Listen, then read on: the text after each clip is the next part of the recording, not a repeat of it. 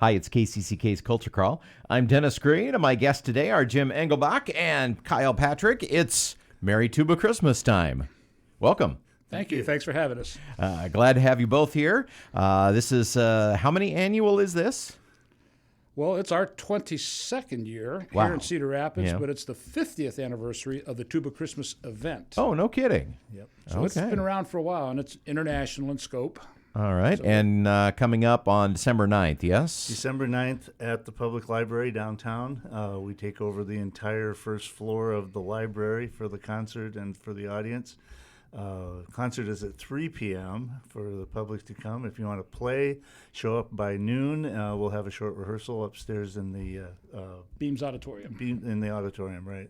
Yes, but lest you think this concert just takes place in one of the rooms, one of the auditorium or Beams or anything, or the Whipple. No. You take over the entire library. We're way too big for the auditorium. Way too big. In fact, not only will they fill up the floor, but the balcony, the walkway around upstairs gets filled.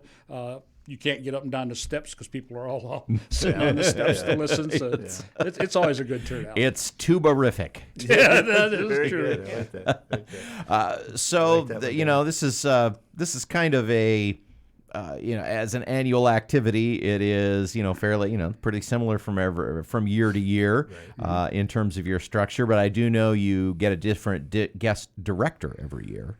Yeah, we do, and we've really been fortunate. Like Jim said one time, nobody has ever said no when we've asked them to direct, and it's not because of the high pay that we give them.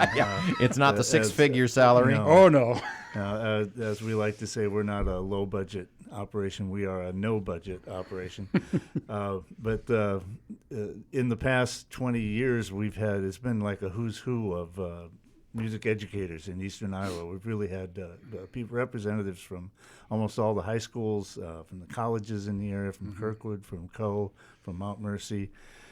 This year we have Stephanie Williamson from Kennedy, who's one of the directors at Kennedy High School, is going to be our director this year. So we're excited about that.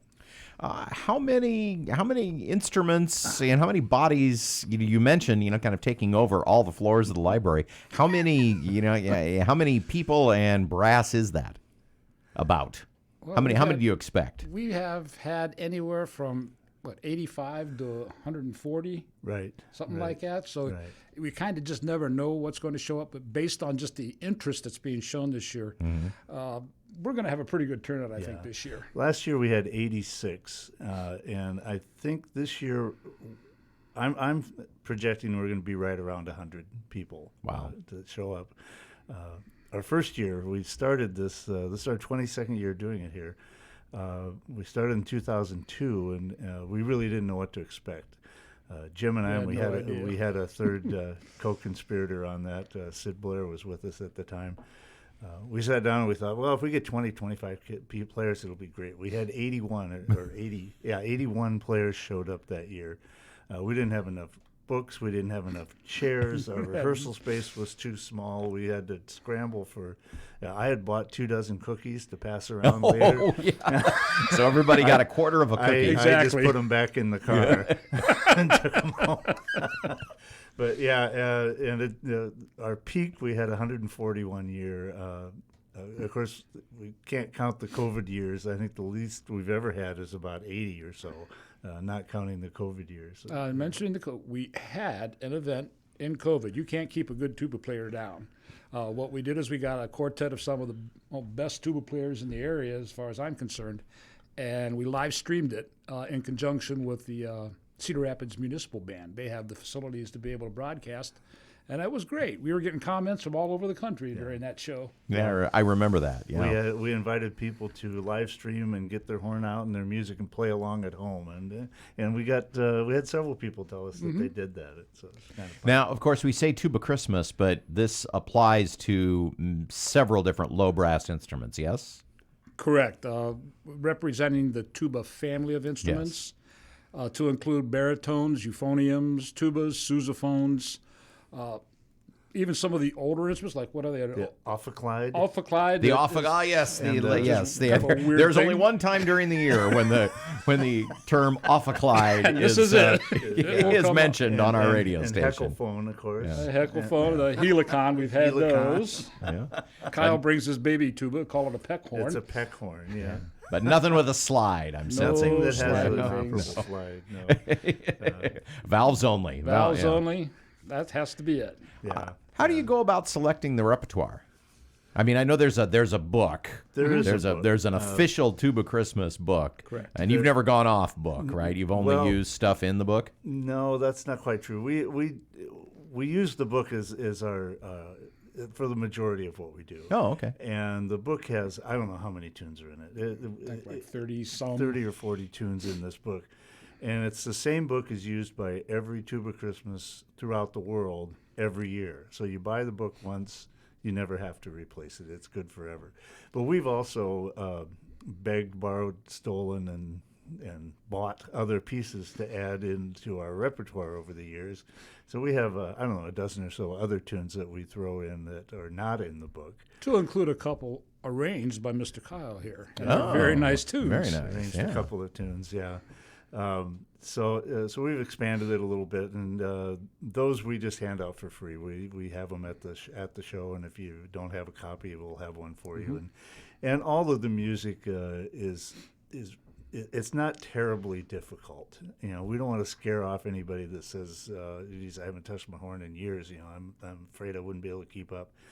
We have kids as young as 9 and 10 years old that have only been playing for a matter of 3 months or so that can hang with us. So, you know, we invite everybody. If you can hold the horn and know how to blow it, show up. In fact, I had an email yesterday. A guy was requesting our playlist, what we're going to be playing for the most part. And he said his dad and him get together once a year to play TubaChristmas, and they like to practice a little bit. So we send him off the playlist, and they can rehearse a little before they come in. All ages, all skill sets are welcome. Yeah. We really enjoy it. So what's the most unique concert experience you can remember over 22 years of TubaChristmas?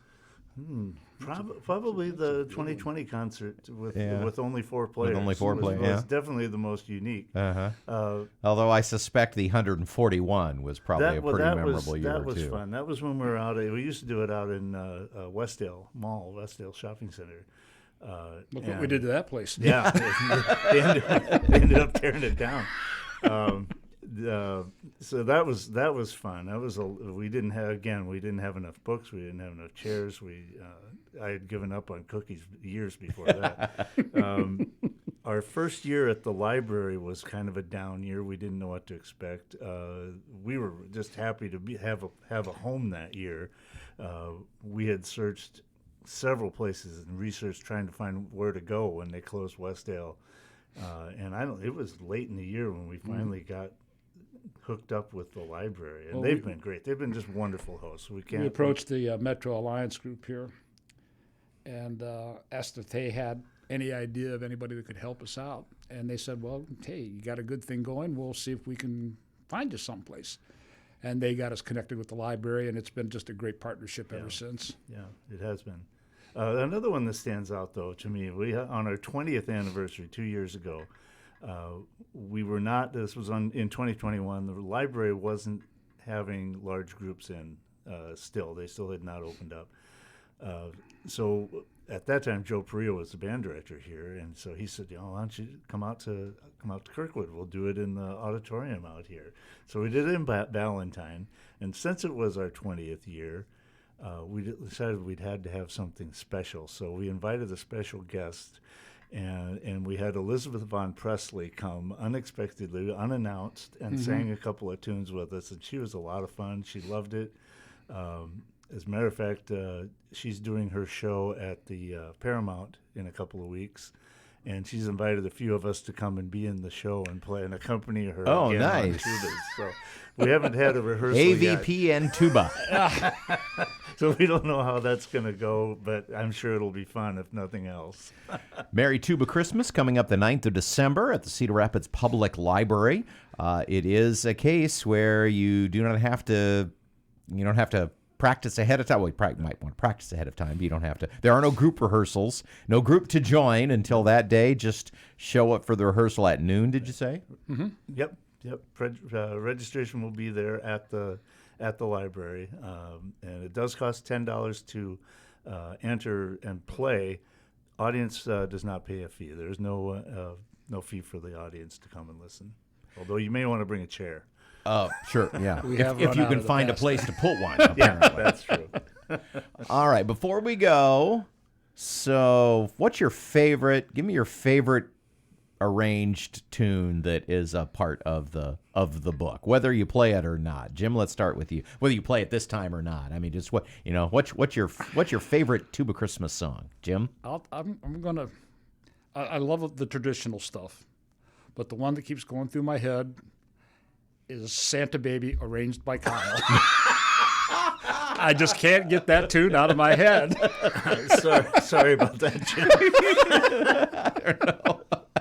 All the other ones are great. I love all the traditional stuff, but all right, That's hilarious. Kyle, same question. I feel like we kind of buried the lead here, Yeah, but if you want to pick your own, that's fine. No, when you asked that, I immediately thought of the one that we always open our show with is Adeste Fidelis, and the arrangement is very nice, and it's a big fat arrangement, a big fat sound right from the get go, and it's the best way to begin the concert. Yeah. I always look forward to that first. That first may number. "Oh Come All You Faithful" may be Yep. my favorite melody too. Yep. Yeah, that one's a good one. It's Tuba Christmas, December 9th at the library. 12 o'clock rehearsal, 3 o'clock if you want to come to the concert. Everyone is welcome, players and audience. Is there a Facebook page or someplace online that people can go if they want to reach out to any of you? Yes. Yeah, like if they want to practice ahead of time, want to see the playlist. yes, we have a website. It is at www.crtubachristmas.com, and all the information is posted there. They can see what the playlist is. We have a registration form there that they can fill out before they come. Any and all information is there, as well as pictures from our previous events. So, as well as some recordings of what it sounds like, so we can get a little feel for that. Right. So, www.crtubachristmas.com. Feel free to join. Always an important hallmark of our Christmas season here in the Cedar Rapids area. And thank you both for coming in today. Thanks for organizing this every year too, because it is great to have it, and obviously popular with both musicians and fans. Yeah, it's become a tradition in Cedar Rapids. A lot of families see this as the start of their season. Actually, it's to me it ranks right up there with Sapadapaso or the first day of the farmers market. It's that kind of an event for Cedar Rapids. So. All right. Thanks again for being here at CRTubaChristmas.com if you'd like more information. Good luck. I hope you break an attendance record. All right. Thank you, Dennis. Thanks, Dennis. You can hear the Culture Crawl live on the radio many weekdays at 10:30, or download the podcast, watch or listen on your own schedule at kcck.org/culture. Our video producer is Lydia Kilgore. I'm Dennis Green, and I'll talk to you later.